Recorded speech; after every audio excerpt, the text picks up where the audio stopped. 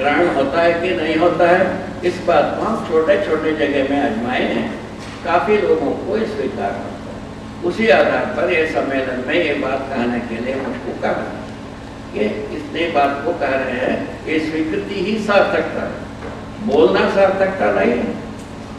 हमारा बोलने मात्र से सार्थक हो गए है ऐसा नहीं, स्वीकृतियां होने से सार्थकता है, ऐसा मेरा अर्थ होगा। ठीक है, उसके बाद ये विज्ञान आता है। क्या हुआ? ज्ञान से अपना पराया का दीवार मुक्ति, और विवेक आने से, विवेक सम्मत विधि से जीना आने से भय मुक्ति, तीनों प्रकार से भय मुक्ति। अपना पराये का दीवार मुक्ति हुआ, समुदाय के बीच जो संघर्ष का जो झंझट है, समुदाय के बीच में जो झंझट, संघर्ष, युद्ध का जो झंझट है, उससे मुक्ति पाना बनता है। उसके बाद मुक्ति पाने का विधि बनती है, उसके मुक्ति पाने की मानसिकता बनती है, उसके आधार पर प्रयत्न बनता है। और विवेक सम्मत होने से, ज्ञान के अनुसार विवेक सम्मत होने से भय मुक्ति। उसके बाद जो आता है विज्ञान यदि सम्मत होते हैं, हमारा सोच विचार, तो उस स्थिति में हम समाधान समझपूर्वक जीने की अर्थता, यदि विवेक के अनुसार विज्ञान संपन्न हो जाते हैं, उसको हम विचार इच्छा के अनुसार प्रयोग करते हैं, योजना पूर्वक प्रयोग करते हैं, तब हम समाधान समृद्धि पूर्वक जीने की योग्यता बन जाती है। ये समाधान समृद्धि पूर्वक जीना और अपना पराया से रहना और भय मुक्त, इन तीनों चीज आने से उपकार करने की प्रवृत्ति आती है। ये क्या बोल रहा हूँ? चौथा बात, उपकार करने की प्रवृत्ति। उपकार प्रवृत्ति में समाधान समृद्धि की से कम होने से कोई उपकार नहीं करेगा, कोई भी धरती पर उपकार करवे नहीं करेगा। और यदि अभी तक अपन उपकार को क्या समझा कि कपड़ा नहीं, कपड़ा देने से उपकार कर दिया, ऐसा मानते रहे हम। खाना, भूख लगा है, खाना देने से उपकार हो गया, ऐसा मानते रहे, ये गलत हो गया, ये उपकार नहीं, ये हमारा कर्तव्य है। कर्तव्य में आता है, कर्तव्य में उपकार में क्या होता है? उपकार में हमारे जैसा परिवर्तित होने की प्रक्रिया बनती है। कर्तव्य में क्या होता है? अभाव को ढकने की कार्यक्रम आता है। जैसा बच्चे को भूख हो गया, खाना खिलाना हमारा कर्तव्य है, उसी प्रकार हमारा अड़ोस पड़ोस के साथ भी कर्तव्य बना रहता है, गांव धरती, देश धरती के साथ भी कर्तव्य बना रहता है। किंतु उपकार कब होता है? हम यदि समाधानित है, समृद्ध है, ऐसा योग्य बना देने से उपकार हुआ। उसके पहले कोई उपकार नहीं हुआ, ये हम घोषित कर रहे हैं, ये हमारा अनुभव है। वो उपकार करने की क्रम में ही हम आपके सम्मुख प्रस्तुत। उपकार करना हमारा समाधि जनित स्थिति के अनुसार उपरांत भी मुझको ऐसा लगा उपकार कर सकते, ऐसा उपकार करने में कोई बंधन न होता, भ्रम नहीं होता। क्या उपकार?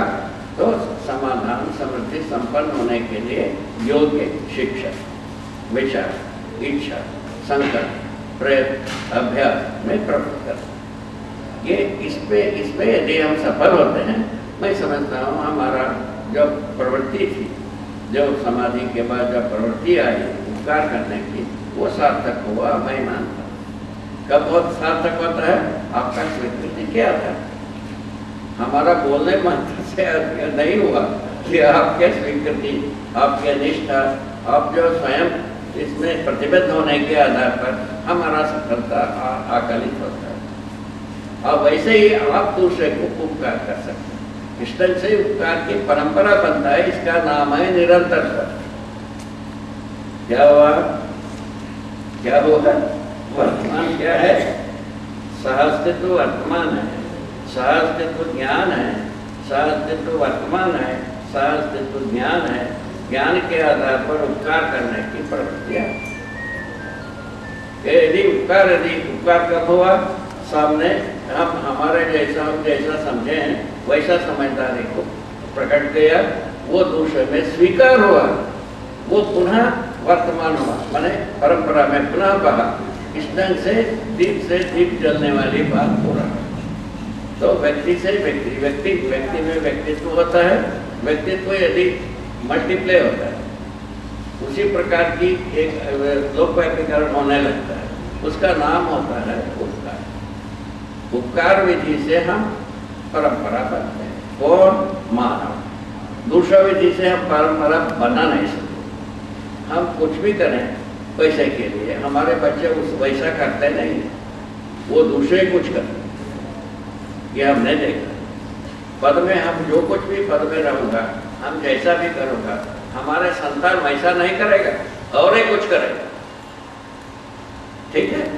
धन को हम कितने भी कैसे भी हम पैदा करें, वो दूसरे ही प्रकार से हमारे बच्चे पैदा करना चाहिए। ठीक है? ये कोई परंपरा बनता नहीं। ठीक है? इसी प्रकार हम शरीर को कितने भी अच्छा रखें, हमारा बच्चे उससे अच्छा रखना जानते ही नहीं। वो कैसा है पूछे, उसके लिए एक सिद्धांत बनाया जो मनुष्य में जो है ना, हर मनुष्य में, मानव संतान में कल्पनाशीलता, कर्म स्वतंत्रता जिंदा रहता है, जीवित रहता है, प्रकाशित रहता है। क्या चीज हुआ? कल्पनाशीलता, कर्म स्वतंत्रता जिंदा रहता है, जिंदा। तो मानव परंपरा में हर संतान के साथ आप देखोगे, हम कुछ भी सिखाएं, समझावें, करावें, उसके बाद उनका कल्पनाशीलता, कर्म स्वतंत्रता बना ही रहता है। वो जुड़ने से हमसे आगे हो ही गए, नहीं हो। गणितीय विधि से सोचिए, हम कुछ भी आपको समझाया, आपका कल्पनाशीलता, कर्म स्वतंत्रता आपके पास सुरक्षित है, उसको जोड़ोगे तो हमसे आगे हो ही गए। इस ढंग से आगे की पीढ़ी, आगे की गति हमसे अच्छा होने की एक व्यवस्था बनी। हम किसी भी विधि से हम समझा, हम जी पाए। किस बात से? भाई मुक्ति से, अपना पराया की दीवार की मुक्ति से हम जी पाए। मैं कर रहा हूँ, मैं जिया हूँ, जी रहा हूँ। ठीक है ना? तो इस ज्ञान यदि आप में प्रवेश होता है, उस स्थिति में क्या होगी?